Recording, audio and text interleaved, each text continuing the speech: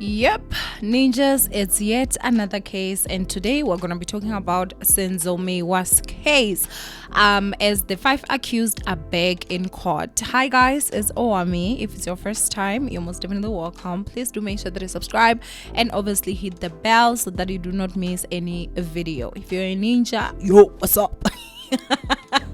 But anyway, just let's go ahead and get into this chende. So basically, the 5 accused of murdering the Bafana captain are being tried at the North Gauteng High Court in Tshwane for their 2014 crime. Now, obviously, you guys know that Meyiwa was shot at the house of his then side chick, I should say, Khumalo, because yes, he was a married man that decided he's gonna leave his own marital home and go be with Khumalo, and he went to her home where her mother, her sister, and a friend, if I'm not too mistaken, was also there, including Chikotwala's son, and that's where he met his demise. Now obviously the guy died because he was shot. Even till today, and nobody knows who really shot that man. Now we know that the 5 accused at this point, the way that they're talking, the way that the stories come, you can definitely just see that it looks like they may be guilty of other crimes, but I really truly do not believe that they're guilty of this particular crime.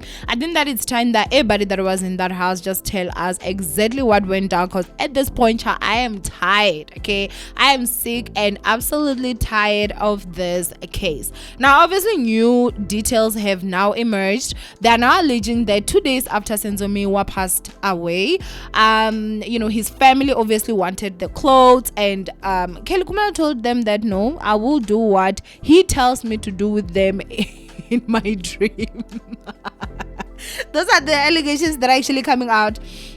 Now I see that there's a lot of people that are like, oh, she's very audacious. How dare she do this? How dare she? For me, I don't see anything wrong with it. When this man was alive, he was a fully abled man that decided that he was actually going to leave his own house, his own, I don't know if it was an apartment or whatever, but his own marital place with his wife, and move his clothes to his side chick. So why would you want them back just because he's dead? Like, I would have also done the same if I was Khumalo. So I don't really honestly blame her when it comes to that. When Meyiwa was still alive, he decided that's where he wanted his clothes to be. And so if a girl feels that she has to wait until he comes from beyond to tell her what to do with the clothes, then that is fine. Now obviously when he comes to tell her what to do with the clothes, which I'm sure that maybe by now he has told her, I don't think that she still has all of Meyiwa's clothes that he left at her house when he died.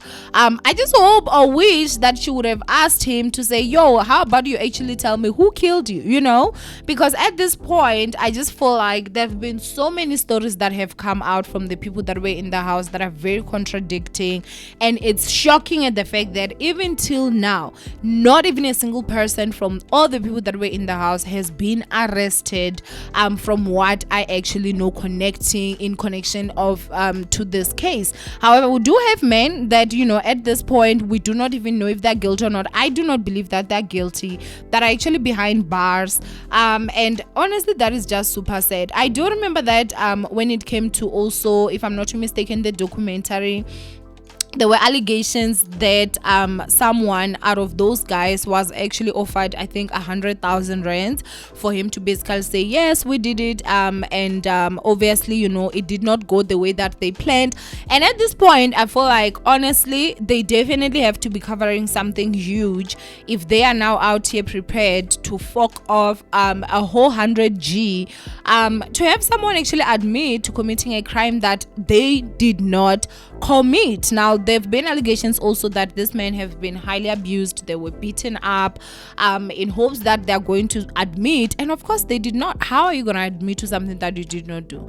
Honestly, as I'm saying, this is me, I do not believe that they actually did anything. Now obviously you guys know, you should know by now, that the first allegations that actually came out were that Chiko Twala was the one that actually shot Senzo. They were alleging that there was a fight that broke, because at that time, not Chiko Twala child, sorry, Chiko Twala's son. Okay, now obviously at that time the allegations that have come out is that Chiko Twala's son was actually dating Zandi, who is Kelly Khumalo's younger sister, and that there was a bit of some fight over there, and then that's how Ugai now took out his gun and then he shot. Now there's also other allegations that are saying that the first person that got a call said that Chiko Twala just shot Senzo Meyiwa and killed him. And then also some of the records actually showed that it does seem like Chiko Twala was the one that was called even before the police. So obviously you guys do know that Chiko Twala's son was there, and so he's the one that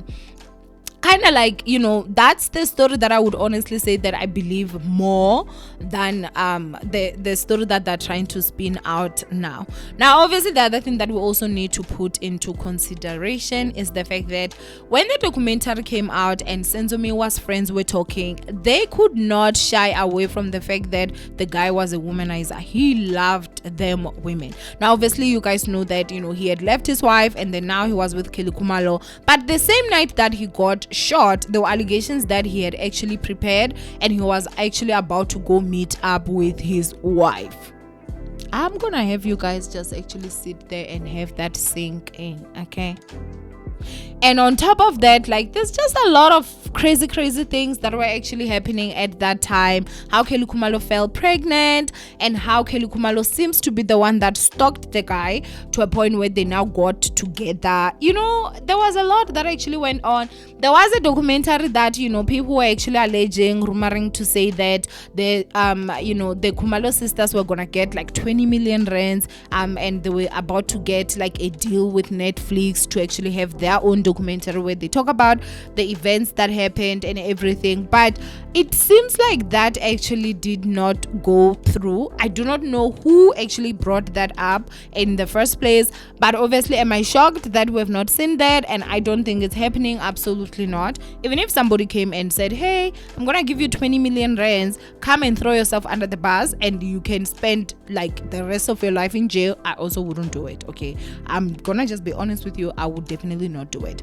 And so I think that maybe they did see that their stories were just gonna have too many holes. There's just too many holes in the stories that they're talking about. Kelly Khumalo claimed that Senzo Meyiwa died in her arms. However, they're saying that it's Kelly Khumalo that actually drove to the hospital. They are also alleging that by the time Senzo Meyiwa arrived in the hospital, he was already dead. So it's either he died in the house before they actually got him in the car to drive him to the hospital, or he died on his way to the hospital, which would now not make sense how he would actually die in her arms if she was the one that was driving. So all these allegations and all these stories that are coming out, they basically clash and just does not make sense. Obviously, you guys also do remember with Chiko Twala's son, he did actually say that when the thugs went in, he ran out, they wanted phones and stuff, and when they asked him, hey, why didn't you call the cops, he claimed that his phone was inside, that's why he didn't call the cops. And when they asked him,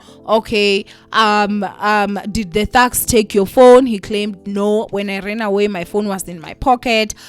And then when they asked him, like, did he scream, he said he did not want to wake up the neighbors or basically disturb the house.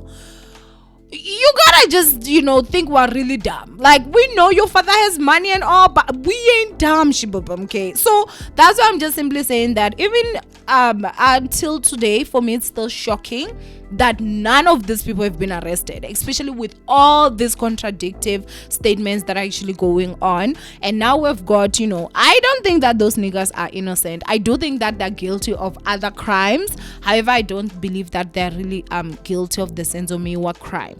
But anyway, I do want you guys to go ahead and comment down below. If you were Kelly Khumalo and the family was now demanding to get his clothes, would you give them the clothes even though though this nigga is the one that chose to bring those clothes to your house.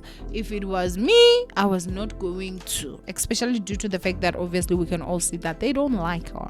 But anyway, go ahead and comment down below what you guys think. From me, Meyiwa, aka Miss Fair Focal, I love you guys. I know you'll hate voiceovers, but you know, until we're fine, this is how we're gonna have to do things. I love you and just stay blessed, and I will see you guys in my next upload.